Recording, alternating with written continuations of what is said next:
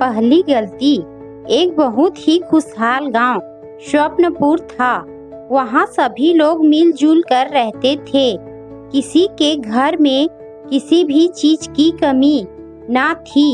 सभी में प्यार था। किसी भी तरह का क्लेश ना था।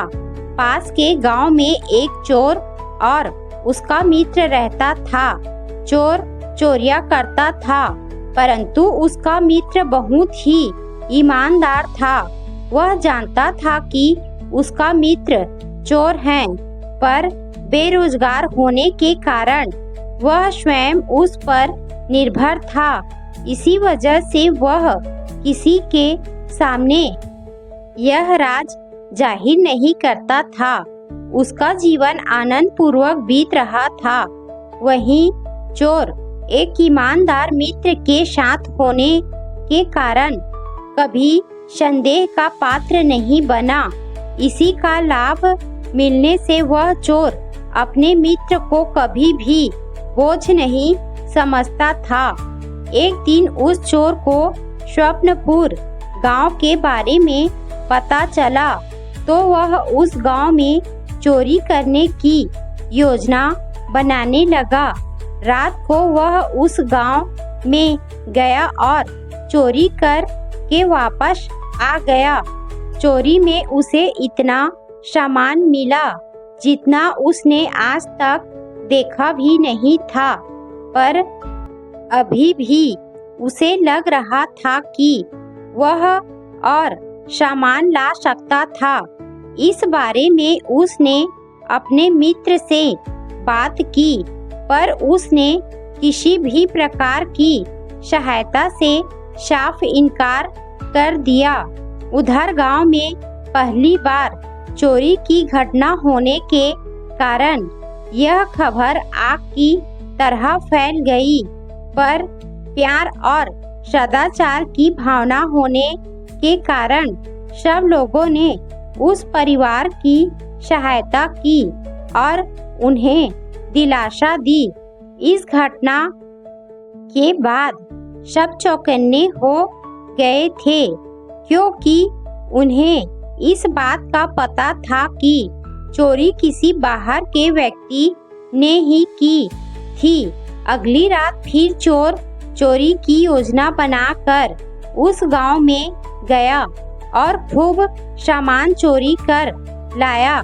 लेकिन पिछली बार की तरह अब भी उसके मन में यही कसक थी कि वह और सामान ला सकता था, परंतु अपनी क्षमता के अनुसार ही ला सका। जैसे तैसे वह अपने घर पहुंचा। उसका मित्र देख के हैरान था कि 2 दिन से घर में बहुमूल्य सामान काफी मात्रा में आ रहा था।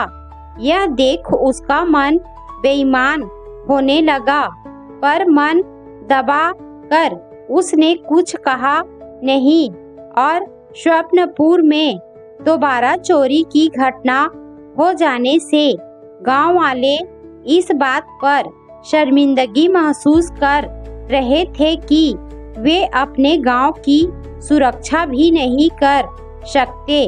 तब उन्होंने गोपनीय ढंग से चोर को पकड़ने की योजना बनाई। अगले दिन चोर ने अपने मित्र पर साथ चलने का दबाव डाला और चोरी में मिलने वाली चीजों के बंटवारे की बात की, तो उसका ईमान डोल गया और उसने साथ जाने का प्रस्ताव शहर से ही स्वीकार कर लिया।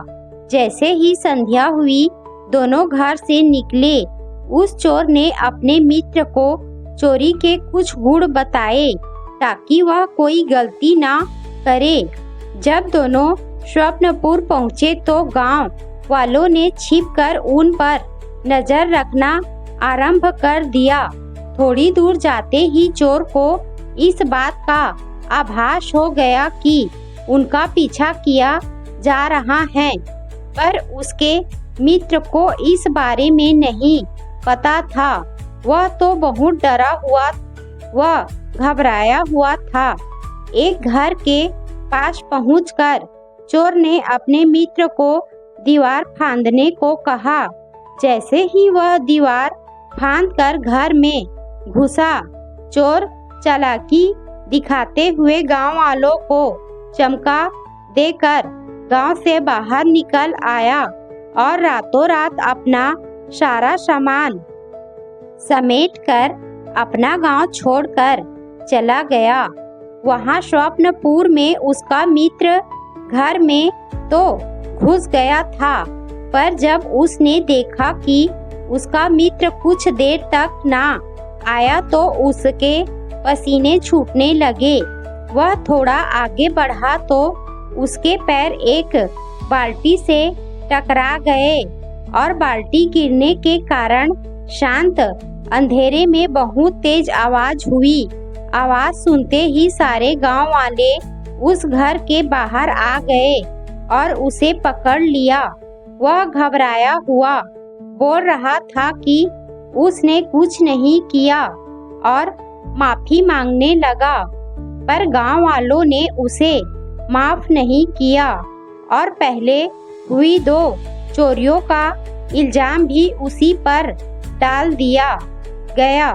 पूछताछ पर उसने अपने चोर मित्र के बारे में बताया।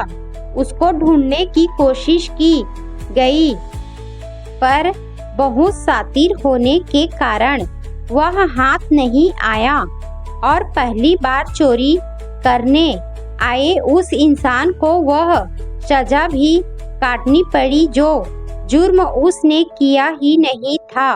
वह बार बार कह रहा था कि मैंने आज तक ऐसा काम नहीं किया, आज पहली बार मैंने ऐसा करने की कोशिश की, कृपया मुझे माफ कर दीजिए। पर किसी ने उसकी बात नहीं सुनी और उसे उपयुक्त सजा दी गई। यही प्रकृति हम लोगों में भी होती है कि हम जानते तो हैं कि हमारे आसपास कौन कौन गलत काम करता है, फिर भी हम उसका विरोध नहीं करते और ना ही उसकी जानकारी किसी को देते हैं, जो भविष्य में हमारे लिए खतरनाक साबित होता है। जब हमें उस व्यक्ति से कोई परेशानी होती है तब ही हम उसका विरोध करते हैं। ऐसे में इस बात का बहुत कम अंदेशा रहता है कि हमें इंसाफ मिलेगा। कई बार तो इसका नतीजा यह होता है कि हमारा मन भी ऐसे गलत कार्यों की तरफ आकर्षित होने लगता है और हम लालचवश वह काम करने का प्रयास करते हैं और पकड़े जाने पर क्षमा याचना करते हैं। पर गलत कार्य हमेशा गलत ही होता है और उससे बड़ी गलती पहली गलती होती है। पहली गलती के बाद ही इंसान गलतियां करने का आदी बनता है। इसीलिए हमें दूसरों की गलतियों से सीख लेनी चाहिए और हमेशा खुद को सत्य की ओर प्रेरित करना चाहिए और प्रयास करना चाहिए कि हम अपने जीवन में ऐसी कोई पहली गलती ना करें जो भविष्य में हमें अंधकार की ओर धकेल दे।